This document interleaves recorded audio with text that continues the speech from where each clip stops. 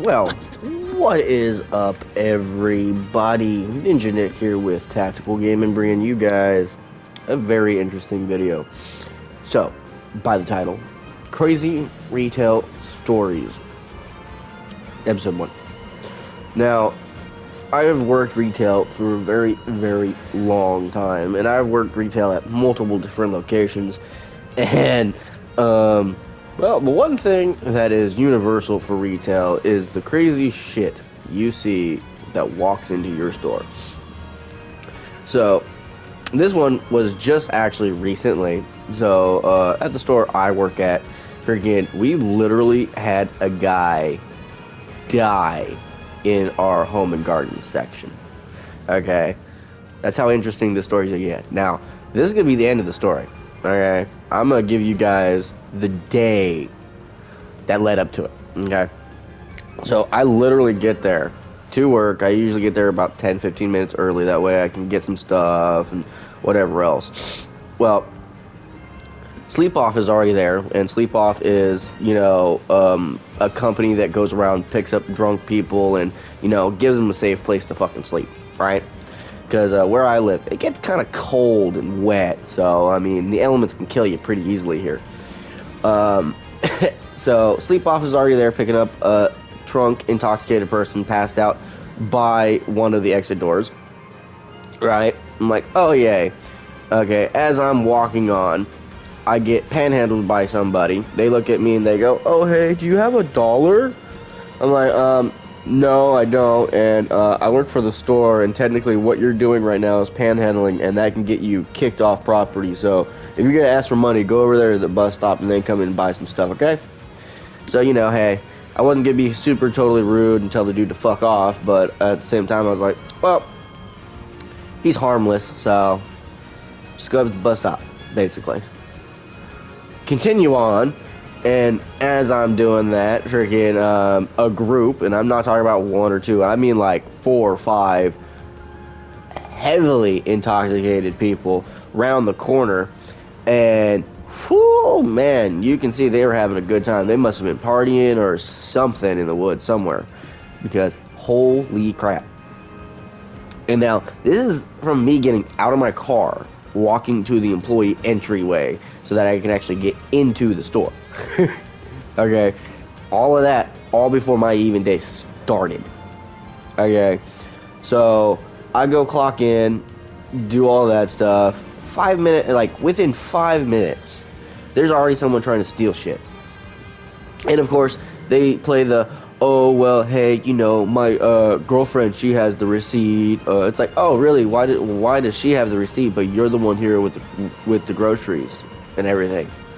It's like, oh, she's mad at me, man, so she walked off without me. It's like, oh, okay, well, you can call her or go and get her, and, I'll unlock the cart. But until then, this stuff stays here with me.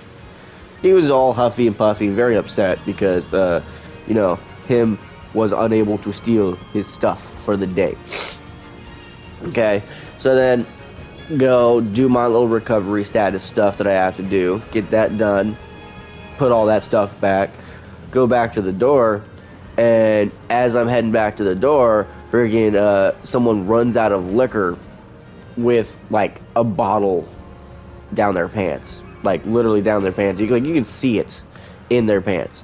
Now, technically, because I didn't see it, I can't do nothing. They didn't beep at the door, so I'm like, oh, well, all the stupid little rules I have to follow to capture bad guys, well, none of them were met, so I'm fucked. Well, there goes, like, a bottle of whatever that was. Hopefully it was, like, a cheap bottle, but guaranteed it probably wasn't. Because those drunks and liquor thieves up here where I live, they will steal the good shit. They ain't gonna steal the, like, cheap shit. Okay, so there was that, and then periodically here and there was people trying to get some stuff here and there. There's people who ditched some stuff here and there. One dude who came in, white trash looking motherfucker. I'm not even kidding. This dude had shitty fucking like prison style tattoos all over his face, his neck, his arms. Now, me, I'm not against tattoos. I mean, I have neck tattoos. I have tattoos all over my arms, my chest. So I'm not against tattoos. I'm against shitty tattoos. And well, every single time this dude comes in the store, he literally tries to act like I don't recognize him or some shit. So every single time he comes in, I'm like, hey man, you know, you ever gonna fix those face tattoos? Or hey man, you ever gonna fix that neck tattoo? Even when he comes in covered, like fully face covered, face mask and everything, I still can recognize him because I've seen him so often. His silhouette, like the way he walks, the way he talks, the way he moves, everything. It's so easily noticeable. So, if you're a thief and you literally think that store associates don't recognize you because you might be, you know, changing your clothes up here and there, we recognize you. We recognize you. And we're counting the days to when you fuck up and we actually can get your ass. Like no joke.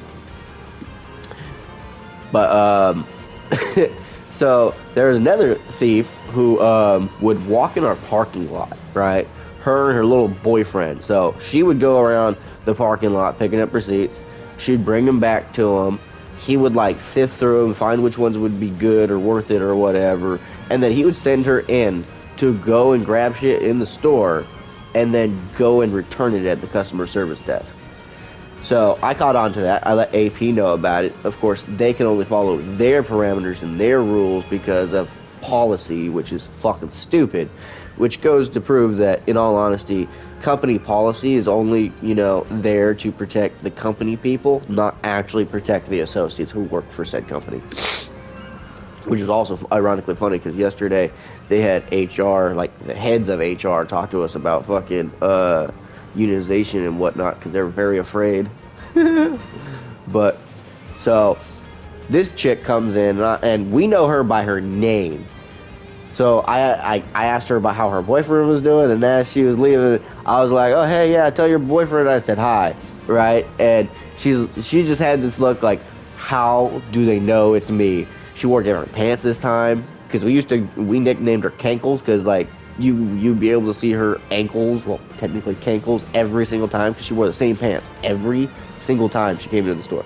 Every time it was the same pants, which was funny. So we're like, oh okay. So after we found out her name, thanks to social fucking media, we started calling her by her name every single time she came in, which then proceeded to make it to the point where she would start leaving with absolutely nothing. So hell yeah, and that's how that went. Now, we get to the crazy part of the story, okay, right? So, the individual who was slumped over in Home and Garden, he enters through one of the entry doors. He looks perfectly fine, perfectly normal. I recognize him because I'm like, oh, hey, it's that piece of shit who literally was threatening customers last week to beat their ass and follow them around and everything else. And I know because I got off of lunch, this gentleman, he pulled me over to the apparel section to have a conversation with me because he was afraid to go outside. He was saying there was a gentleman out there wearing like a gray hoodie with a white short sleeve, black rimmed glasses, standing outside, threatening people, threatening him, saying he wants to fight and all this other kind of stuff. So I go out and, you know, not really to go make any contact with the person because I have no idea if the person's even there. So I go out there, I'm looking around, I'm like, oh, okay, probably this person. His first interaction, he sees me standing in the foyer. I'm not even looking at him, I'm just like kind of like scanning the area, like looking back and forth from one side to the other, just kind of like looking outside. He enters the foyer, somewhat goes up behind me, looks at me and goes, you good, man? I'm like, are you okay? Because I mean, I know I'm good. Why are you asking me that question? It's like, because you're staring at me. He's like, no, I mean, I was looking outside. I'm staring at you now. So why are you so confrontational right now? It's like, no, I'm not. Like, oh, really? So why is there a customer inside the store right now afraid to come out because he said that you were threatening him? Now, don't sit there and say you weren't, because you have a white short sleeve shirt on, black rimmed glasses, gray short sleeve, gray hoodie. So should I call my other fellow security people, or are you going to kindly move on? Because if you're not here to shop, you need to leave. So, oh, I'm just waiting for my ride, man. Like, okay, cool. You can wait for your ride outside over at the bus stop then. That's where you can wait for your ride. So then that's where I first initially met this guy. That was like over a week ago, okay? So I was like, oh, okay, whatever. Maybe we'll probably get a thing on this guy. So I call him out. I get no response from AP, which is honestly not a surprise. And then pretty much what happens is another lady who looks like a winner comes in. I call her out.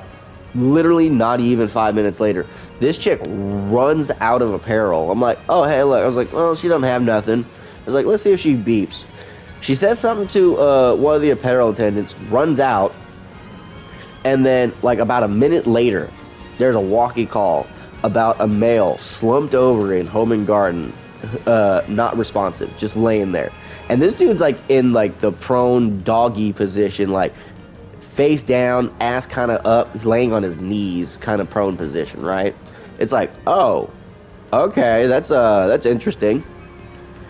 Now, not a single associate called Assistance 88, which is the medical call for the location I work at, that lets any and all manager-trained associates know, hey, we have a medical emergency in the store, we need to get there, and we need to get there now, right?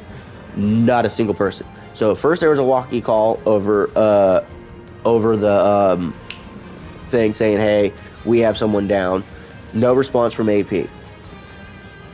Came to find out that they called them on their phone 3 times. There are 2 landlines and their actual office phone. No answer. And then another walkie call saying, hey, we have someone down in Home and Garden. They're unresponsive. And then finally something from AP. We're in Home and Garden. It's like, it doesn't matter. Get your ass to Home and Garden. That is, like, instantly, if you know or you're aware of an assistance needed in Home and Garden, go to Home and Garden, especially if you're the ones being called.